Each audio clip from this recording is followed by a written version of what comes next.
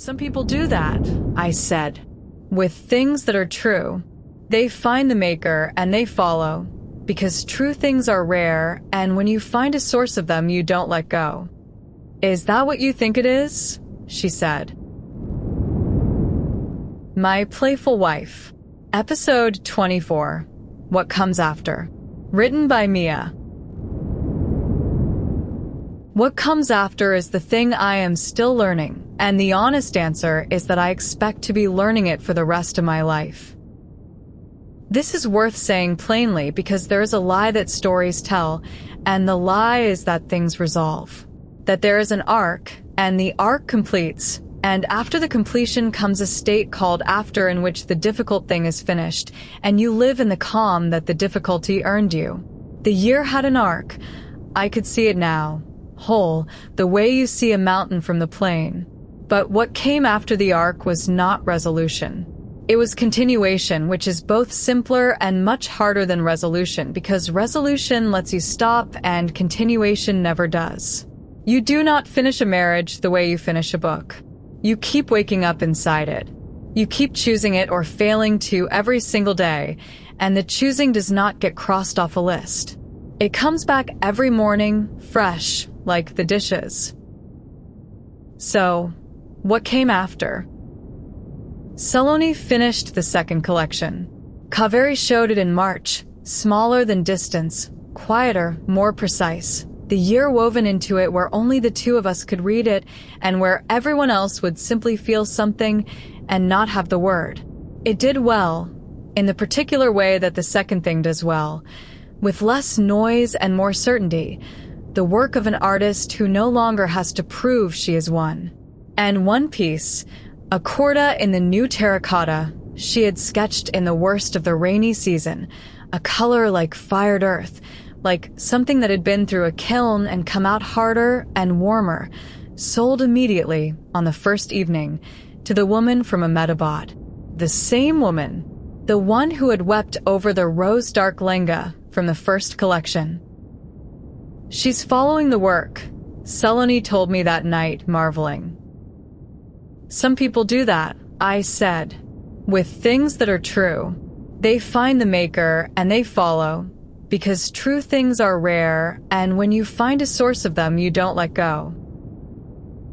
Is that what you think it is? She said. True things. Yes, I said. Exactly that. She's not collecting clothes. She's collecting the truth you keep accidentally telling. She can feel it in the cloth even though she'll never know it's the year. She just knows it's true, and she follows the true thing home. I thought about it. I do the same. I did do the same. I followed the true thing home and married it. Saloni threw a cushion at me, but she was pleased. She is always pleased when the dangerous one says a thing she'd have called sentimental from anyone else. Piyush and Mira settled into their married life with the specific ease of two people who had chosen well and knew it. He called now with the frequency of a man who has found his footing, still regular, still warm, but lighter, the weight gone out of it. For a long time, through all the months of the year, his calls had carried a freight, an underthing, a question he was always half asking and I was always half answering.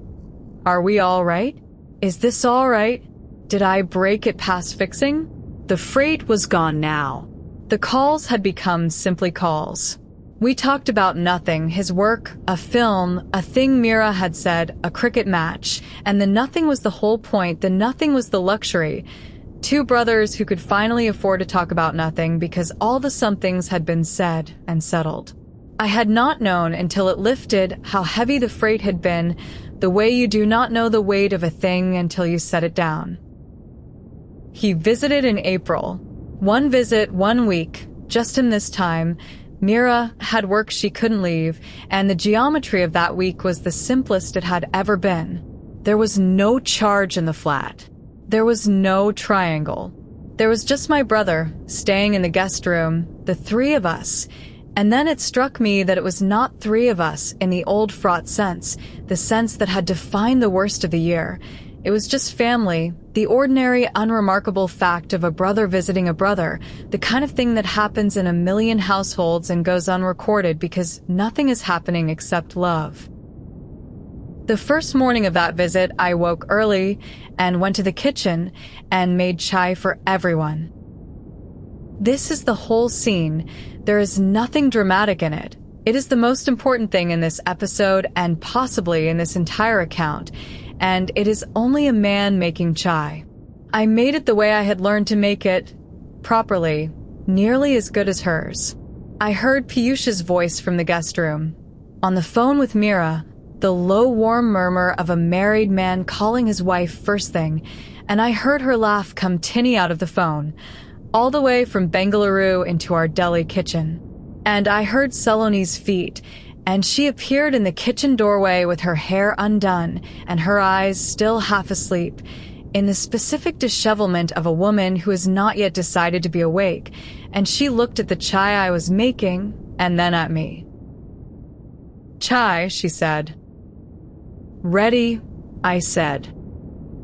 She came and took her cup, the right temperature, the right hand, the way she had handed me mine for 3 years before I learned to hand her hers, and she stood beside me at the counter, her shoulder against my arm, and looked out the kitchen window at the day coming in at its usual angle, the April light, the same light. "Good morning," she said. "Good morning," I said. And that was all. That was the entire thing. My brother on the phone with his wife in the next room, my wife's shoulder against my arm, 2 cups of chai I had made correctly, the ordinary April light coming in the window. There is no drama in it. There is no scene. A year and a half before, this kitchen had been the site of the worst morning of my life. Now it was the site of this, of nothing, of a Tuesday, of chai and a shoulder and good morning. And I understood standing there that this was what I had been fighting for the whole time, through all of it, without ever being able to name it. Not a resolution. Not a triumph. This. The ordinary miracle of a kitchen on an unremarkable morning with the people you love nearby and nothing happening at all. I had spent so long bracing for catastrophe that I had nearly missed the thing catastrophe is for, which is to teach you the unbearable preciousness of the morning when nothing happens. You cannot see it from inside an ordinary life. The ordinary makes itself invisible.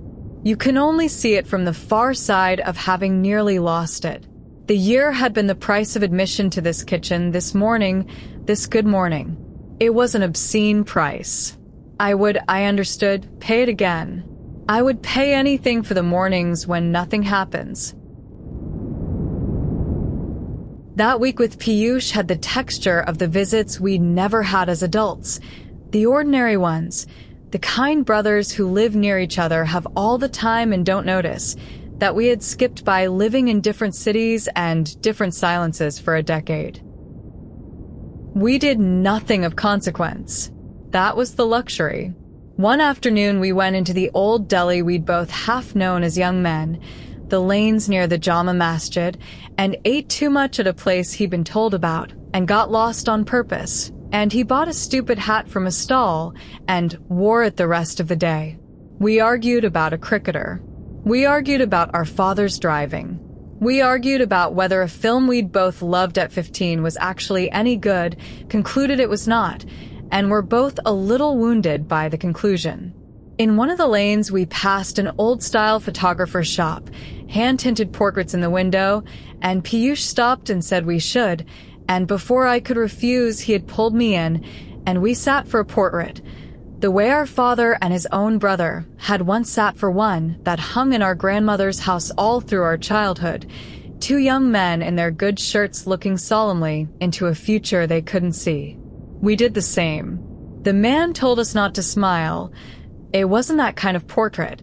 When it came, a week later in the post, it showed two men in their 30s, a little tired, a little gone in the eyes with everything they had been through, sitting close, not touching, looking out.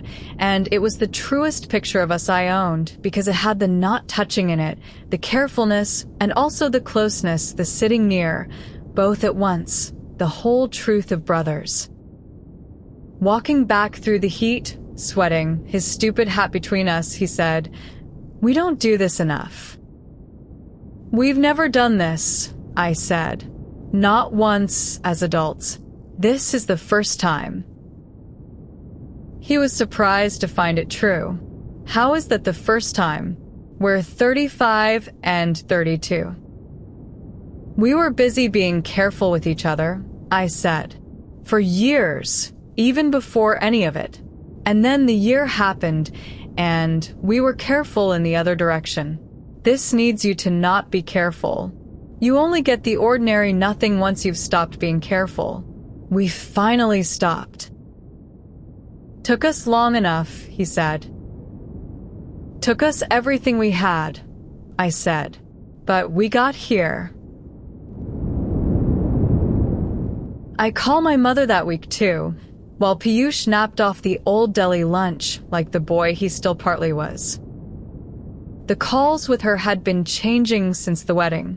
For a year, and more they had been full of the unasked, the trailing questions, the careful weather, the worries she could not name and I could not address. But she had seen me at the wedding. She had put her hand on my cheek and said, "Better than yourself," and set the worry down, and the calls since had a lighter air, the held breath let out. "Piyush is sleeping," I told her. "He ate half of old deli and surrendered." She laughed, the particular laugh of a mother hearing that her grown sons have spent a day being boys together. "Good," she said. "You too. Finally. I used to pray for it, that you'd find your way back to each other. Mothers can tell when something's wrong between their children even when no one says." For a while there I thought she stopped. She would not go all the way to the thing, even now. I thought I'd lost something I couldn't fix from this distance. "You didn't lose it," I said. "It got tested. It came out stronger."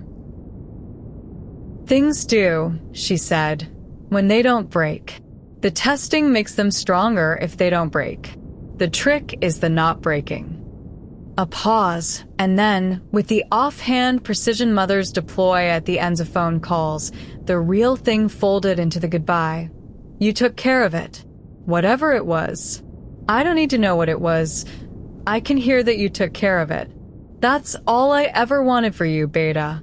That you be the kind of man who takes care of the thing instead of running from it.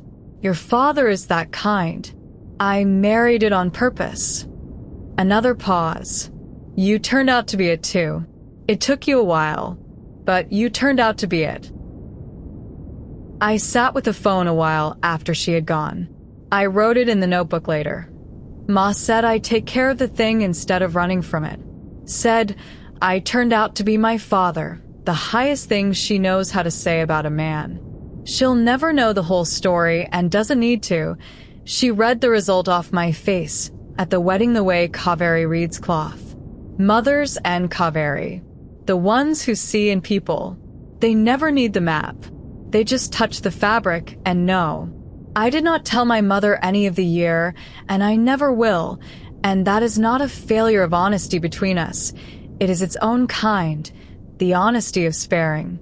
There are people you tell everything and people you spare, and the sparing is also love, is sometimes the harder love. Saloni gets the whole house. My mother gets the result, read off my face, which is all she asked for, and the right amount, the amount that lets us both keep standing.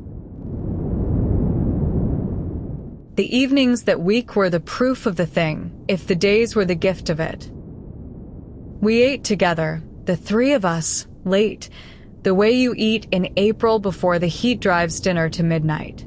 Saloni would come from the workroom with chalk on her sleeve, and Piyush would have cooked.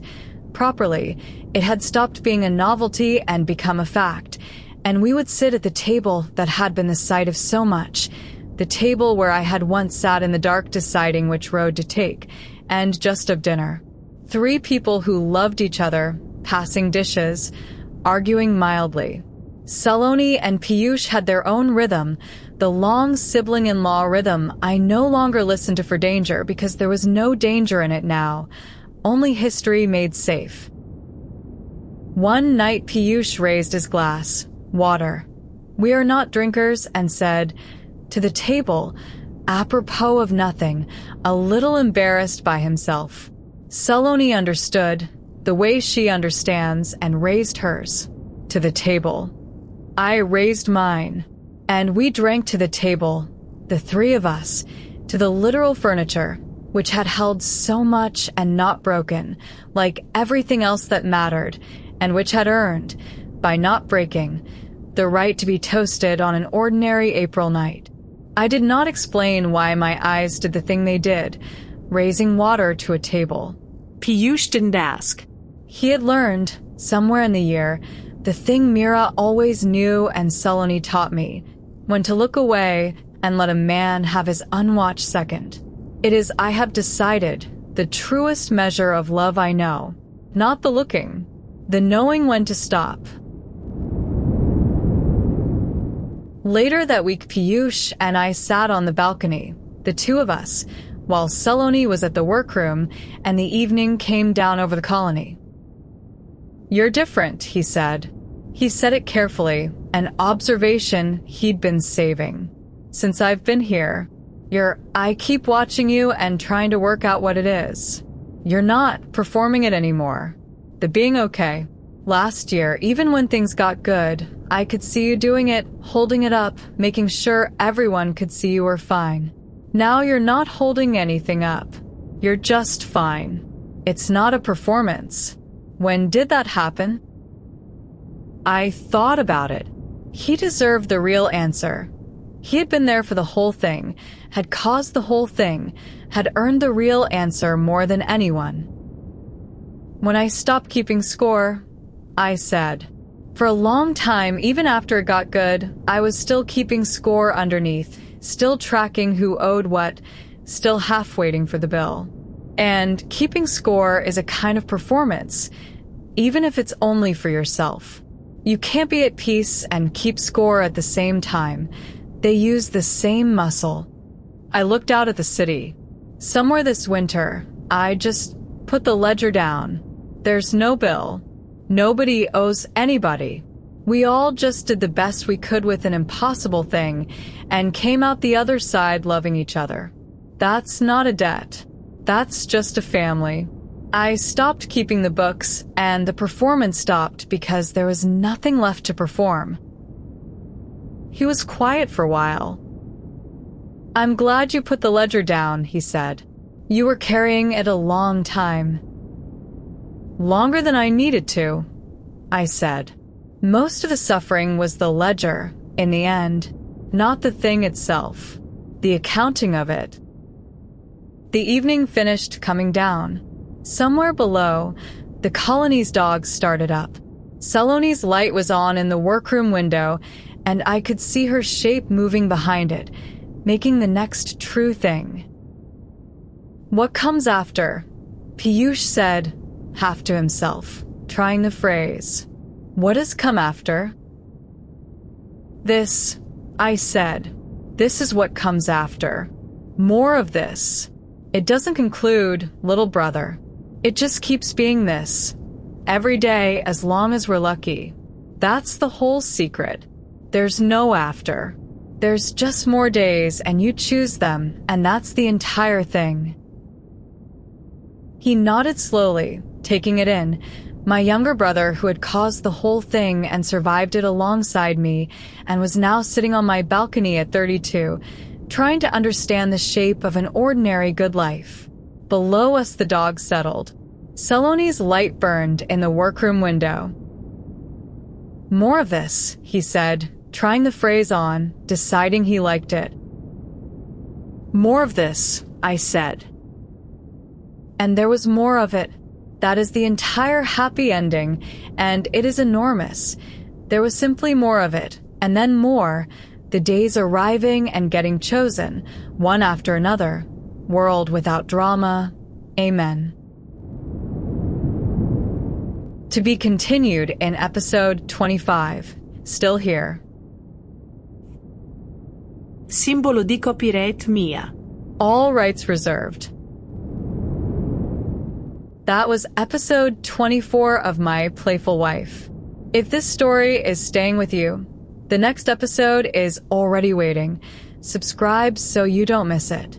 The complete book is on Amazon, and early episodes plus bonus chapters are on my Patreon. Links are in the description. Ai mia.